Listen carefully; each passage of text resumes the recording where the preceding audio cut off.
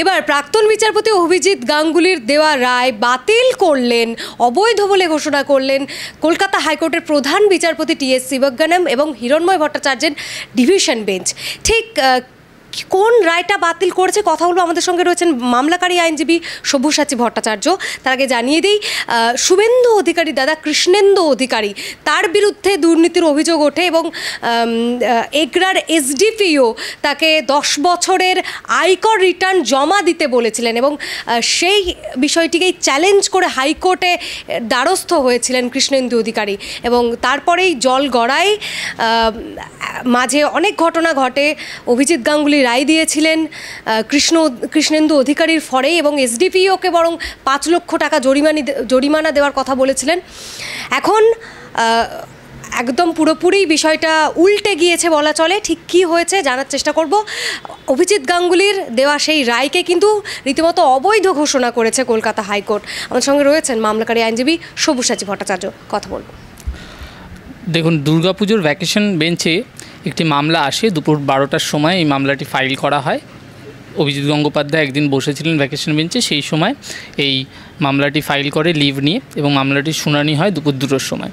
কৃষ্ণেন্দু অধিকারী, যিনি হচ্ছেন মাননীয় বিরোধী দলনেতার ভাই, দাদা, বড় দাদা, তার বিরুদ্ধে তিনি এই মামলাটি করেন। তাকে একটি 160-তে নোটিশ দেওয়া হয়, 160 সিআরপিসির নোটিশ পাঠানো হয়, যে নোটিশের মাধ্যমে তাকে বলা হয় যে তুমি তোমার আয়করের রিটার্ন নিয়ে এসো এবং আরও কিছু ডকুমেন্ট নিয়ে এসো। এটি একটি মামলা যেখানে রাস্তার ধারে, একটি হাইওয়ের ধারে বাতিস্তম্ভ লাগানো নিয়ে তার বিরুদ্ধে কিছু দুর্নীতির অভিযোগ আছে। সেই অভিযোগের তদন্তের সাপেক্ষে, তদন্তের প্রয়োজনে তাকে পুলিশ ডেকে পাঠিয়েছিল। কিন্তু তিনি এর আগেও একটি কানেক্টেড মামলাতে তাকে যখন নোটিশ পাঠানো হয় তখন তিনি সিআরআর ফাইল করে সেটাকে চ্যালেঞ্জ করে, তারপর সেই মামলাটি সুপ্রিম কোর্ট অবধি যায়। কিন্তু এক্ষেত্রে দেখা যায় কি, তারা 160 নোটিশটাতে যেহেতু ইনকাম ট্যাক্স চেয়েছিল, ইনকাম ট্যাক্স রিটার্ন 10 বছরের, তাই জন্য তাকে একটা রিট পিটিশন ফাইল করে এবং পার্টিকুলারলি ভ্যাকেশন বেঞ্চে ফাইল করে।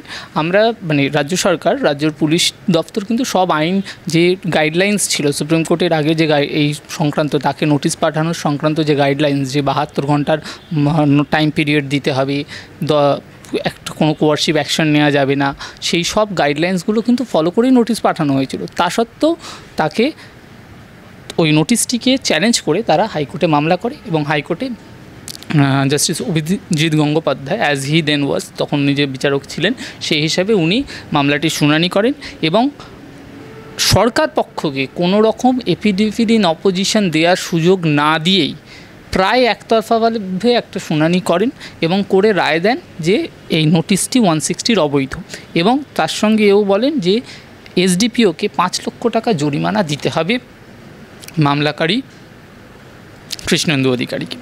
তো সেই রায়টিকে আমরা সেই সময় রাজ্য সরকারের তরফ থেকে তার পরের দিনকেই প্রধান বিচারপতির কাছে, সেই সময় যে ডিভিশন বেঞ্চ ছিল সেই ডিভিশন বেঞ্চে একটি অ্যাপিল ফাইল করা হয়।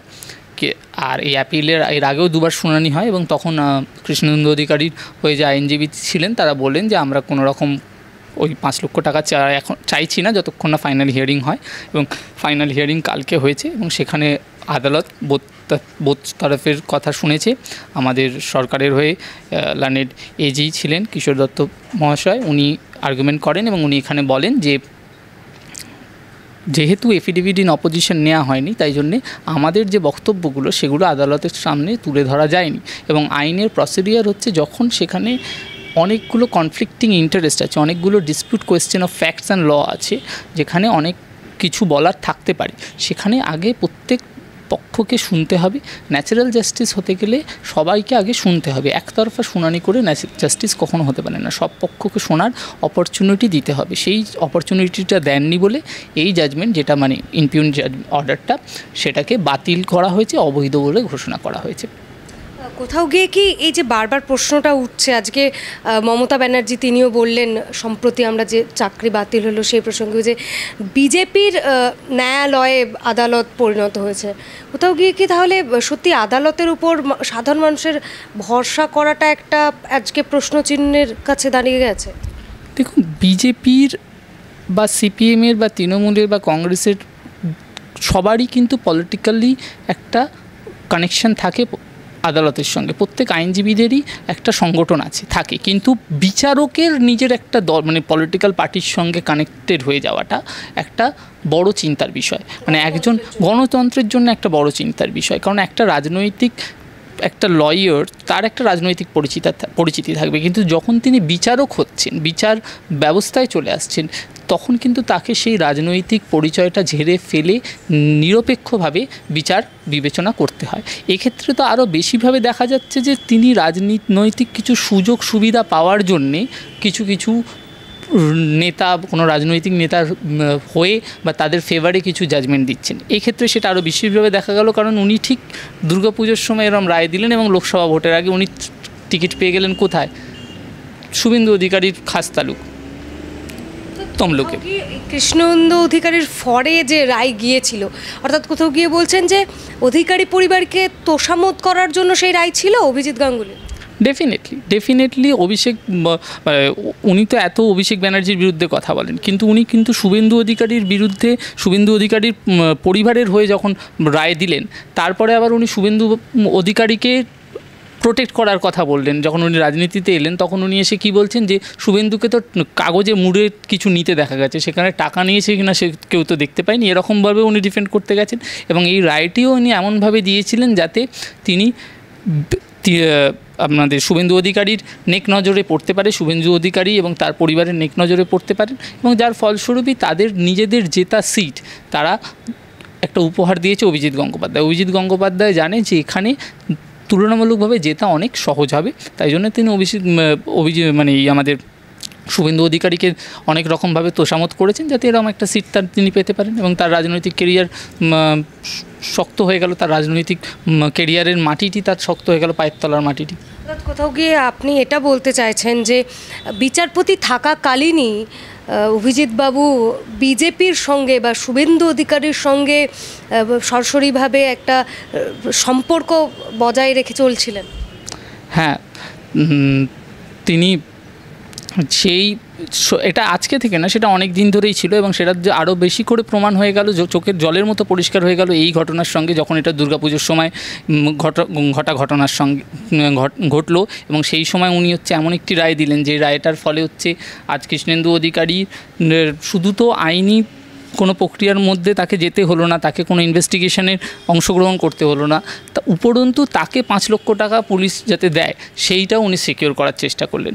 দুর্নীতি কন্টাই পুরসভার ক্ষেত্রে হয়েছে কি না সেটা দেখার কাজ পুলিশের ছিল, ইনভেস্টিগেশন করার কাজ পুলিশের। তারা 160-তে একটা নোটিশ পাঠিয়েছে।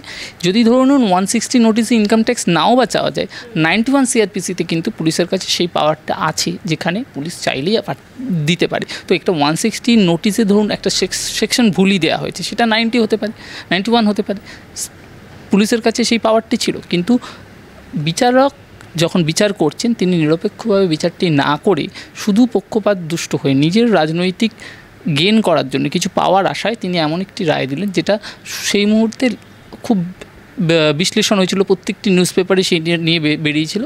কিন্তু আজকে দেখা গেল সেই রায়টি একটি অবৈধ রায়, সেটা কোনোভাবেই আইনত ঠিক নয়। একটা প্রত্যেক পার্টিকে না শুনে একতরফা শুনানি, এবং সেখানে অর্ডারেও কিছু লেখেনি যে কী বলছে, রাজ্য সরকারের বক্তব্যকে পুরো খোলা করে না করে শুধুই একটা রাজ্য সরকারকে দুটো কথা বলে লাইমলাইটে আসার চেষ্টা।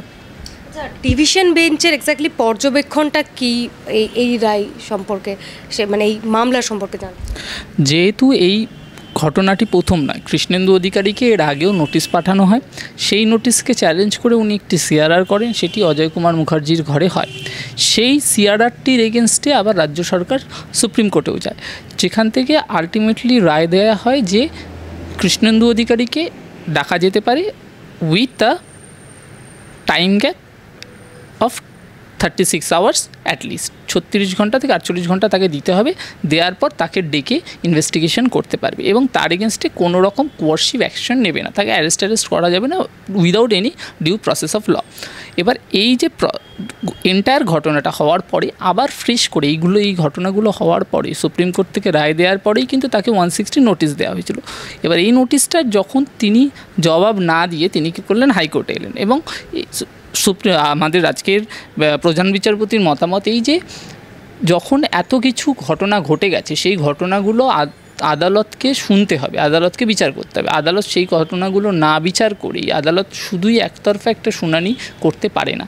একটা রিট কোর্টের একটা প্রসেস আছে, যে কোনো মামলার একটা নির্দিষ্ট পদ্ধতি আছে। একটা মামলা একটা শিশুর মতো হয়, যার জন্ম হয় এবং যার মৃত্যু হয়, এবং এই জন্ম থেকে মৃত্যুর মধ্যে প্রত্যেকটা স্টেজ আছে। তো কোনো একটা স্টেজকে ল্যাপস করে বাদ দিয়ে আর একটা স্টেজে যাওয়া যায় না। যেখানে অভিজিৎ গঙ্গোপাধ্যায় কী করেছেন, একদিনে প্রথম দিনে মোশনের হিয়ারিংয়ে এসেই উইদাউট কোনো এফিডেভিট, কোনো হিয়ারিং অপরচুনিটি না দিয়ে একটা রিট রুলসে অন্তত 24 ঘন্টা আপনাকে নোটিশ দিতে হয়, সেখানে লিভ নিয়ে ফাইল করা হয়েছে। তো সেখানে কোনো ইন্টারিম অর্ডার দিতে পারতো স্টে অর্ডার করে, এবং এমন একটা অর্ডার করলো যেখানে 5 লক্ষ টাকা কস্ট দিতে হলো।